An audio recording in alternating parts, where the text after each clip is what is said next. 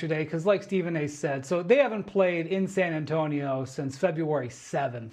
Although one of the things we're praising them about is they had this 11-game win streak pretty much all on the road. They played some home games in Austin, but I don't count that. They were in a hotel. So, you have to, you can't give them credit for being great on the road and dismiss it, but I'm not going to overreact to a noon game at the Garden. What I will say is this: if you're creating a case for why the Spurs aren't going to win, you saw it yesterday. They didn't handle it when the Knicks threw some punches at them. It was a 19-0 run in the second quarter. You're not going to win a playoff game, most likely, where you give up a 19-0 run on the road. So you see stuff like that. How are they going to handle those situations? And then the thing that's sort of been the one thing you could tug at their cape on all year long is their three-point shooting. Now, their three-point shooting has been better during this streak. In fact, it's arguable that you could almost retire them as not a good three-point shooting team when you see, like, when they go into Detroit last Monday and they had that really nice win over the Pistons. They killed it from three in that game. But they are still, as a team, inconsistent on three-point shots. And when they get to the playoffs, the opposing teams, when they get to do game plans that are fully set up for a playoff series, they're going to force them into taking threes. And they're going to want Victor Wembanyama to take threes. They are still a bottom 10 three-point percentage shooting team. And whether you like it or not, the NBA is still very much of a three-point league. And if you enter into playoff series where you get outshot from three, and I think the Spurs can outshoot teams from three, because you're going to see games where Victor does hit 5, 6, 7 threes. But that is where their weak spot is. Their defense and that three-point, or not their defense, their experience and their three-point shooting. I'm just going to say, Shea, I am not going to put a limitation on them. Stephen A. can make great points, and he could end up being exactly right. But they are not going to do something that is going to surprise me this year. Because of Wembanyama, and because of what this team has going for it, nothing that they will do will surprise me. But I don't have an expectation that they will accomplish the highest level yet. I'll be surprised if they go to the finals this year, just because of the present. This group together, guys, has not even been to the playoffs and been through a 7-game series. Victor Wembanyama is only averaging 30 minutes a night, and then you're going to ask him to play 40 minutes a night, every other night. The game plans are heavier. The attention is more. The physicality is ramped up. And for a player like that, that's going to affect him a lot more than maybe your average player, just because he's so tall and the way that the games are officiated. I never believed that the Spurs this season were a real threat to get to the NBA Finals just because of that experience level. And Oklahoma City in a 7-game series, Denver in a 7-game series, Minnesota in a 7-game series. Stephen A. said, so they haven't played in... Oklahoma City is the defending champions. Denver still has championship DNA. To beat one or two of those teams, I can't see that this year. I think they are 2 years ahead of schedule. Maybe this time next year, we can have a real conversation about it.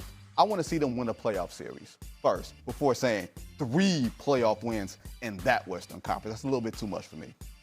Go ahead, Stephen A. We also got to keep in mind a couple of other things. Number one, not only do they struggle occasionally from the three-point side, like Wendy pointed out, but they were also out-rebounded on the offensive glass 18-10. You pull Wembanyama away from the basket to some degree. Obviously, that's something that you can exploit. Come playoff time, that's more bites at the apple. You don't need that problem if you're the San Antonio Spurs and you struggle to win from three-point range. That's number one. Number two, let's give the Knicks credit, because we're going to do that on this show, okay? Since January 21st, ladies and gentlemen, the New York Knicks are tied for the best record in the Eastern Conference at 14-4. They're number one in defensive rating, number one in net rating, number one in assist-to-turnover ratio, and opponents' points off turnovers. They are the best in the National Basketball Association. So I like that.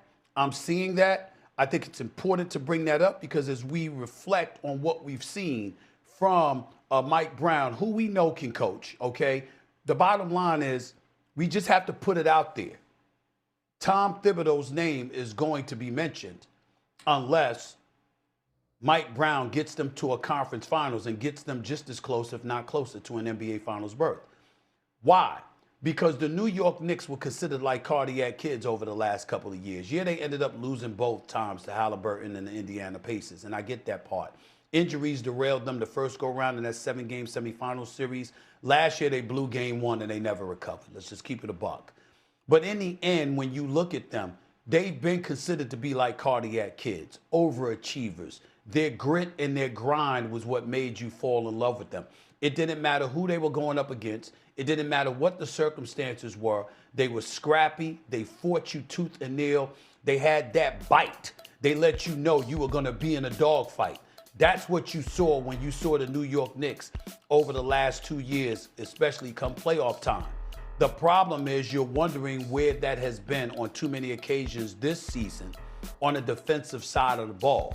Yeah, they've improved and they've had a lot of great moments, but then you go up to Detroit and you get annihilated. You get your ass kicked. See, that's the difference. If you sit up there and you just have an aberration, let's say, for example, Vinny, Wendy, that they were going up against Orlando or they were going up against Atlanta or somebody that you know that in all likelihood they would beat. That's your belief. You believe they would beat them. All right, that was an off night.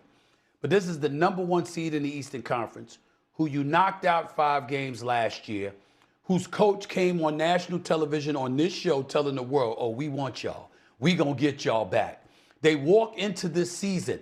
They've got the best record in the conference. They don't beat you. They kick your living ass. They beat you by 30 the first go round. All right, we gonna see what's gonna happen the next go round. The next go round, they up by 40. Okay, they up by 40. Then they walk into your house without a front line, without Jalen Duren, without Isaiah Stewart, both suspended because of the beef with Charlotte.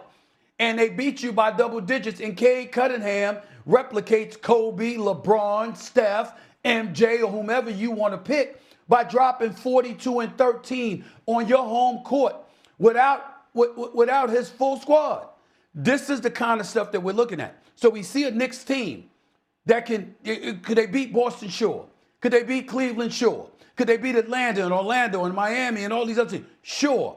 What we're looking at and where the trepidation kicks in is that Tom Thibodeau's team beat Detroit in 5.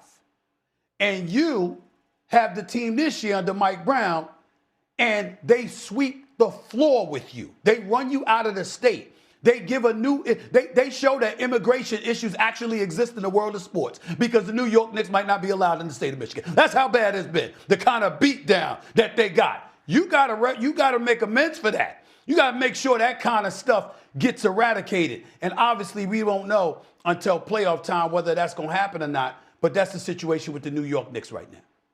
Well, let me just say this, Stephen A. Well, so then if you're a Knicks fan, you should be rooting for the Spurs to win every game, because if you get to the finals because you beat the Spurs twice in the regular season, you should be able to handle them in the final. You know, last year they got walloped all season by the Celtics and ended up coming back and winning. Like, the regular season and the playoffs are two different things. I know it's two different things, but the point is that Boston, to me, were the reigning defending NBA champions with a superiority complex. They had a great season. They know they could beat anybody. They're going up against the Knicks, and they got shocked because the Knicks got all up in them and fought them like dogs and obviously got the better of them. That's entirely different than a team on the come up who you've knocked off, who's sick and tired of playing the fair weather stepchild to you, has announced that they're coming for you, and then they've done it. Y'all cover the game. You know it's a different flavor when something like that is going on. That's what I'm talking about. The Detroit Pistons scare me. And I think that if you're a New York Knicks fan, you should be looking at the Eastern Conference. Yeah, it's tough. And yeah, you're going to be in a fight. But there's one team that stands above the Knicks with their foot on their necks, telling them, we're going to bust your ass again. And they keep doing it. You got to answer that. At some point in time, you got to answer that call. My issue with the Knicks is not about any other team. My issue with the Knicks is about the Detroit Pistons. To me, they are the best team in the Eastern Conference who have a personal axe to grind against the New York Knicks. And they treat their competition against the New York Knicks like that, punching them in the face and then saying, what you going to do about it? And the New York Knicks have said, nothing. Nah, you got to answer. You got to answer, all right? You can't be getting pimp slapped like that. You got to answer that call. So it's nice to see them win yesterday. And it's going to be nice to see them make amends and beat Cleveland. Hopefully you'll do that. And Jaylen Brown and Boston is coming, and Jason Tatum might come back. All right, fine. But you can't have somebody rolling up on you and just treating you like you nothing, and you do nothing about that. That is unacceptable in the game of basketball. Unacceptable. My brother is nervous. Steve Yes, is I am. nervous. He's nervous. Yes, I am. I'm not denying it. I'm not denying it. When have I denied it? Steve. I'm not denying it. I've been saying for weeks, Detroit Pistons have me nervous. Stephen A., Eastern Conference Finals, me and you going to hang out in Detroit. That's what we going to do. No. I'm good with the peeps in Detroit. I got a few friends. We know. Detroit. We I'm know, good. Steve. We know. I'm good. I'm good. I did downtown the whole bit. I'm looking forward to going. I'm just saying, when I'm in that basketball arena, no, I'm going to be rooting for the Knicks, but I'm being nervous as hell because I doubt the Knicks can beat the Pistons. I've said it publicly, and I'm going to say it again. I'm not going to believe they can beat the Pistons until I see them do it because the Pistons have a personal axe to grind, and the New York Knicks have not responded to that call out. They have not responded to that. That is unacceptable. That is unacceptable. What he's saying is games like yesterday maybe give Knicks fans a little bit of false hope until they face the Pistons next. That's kind of what I got. Very good, Shay. There Very we go. good synopsis. Broke it down. Very good. Very good summary. Absolutely. All right, he's all serious and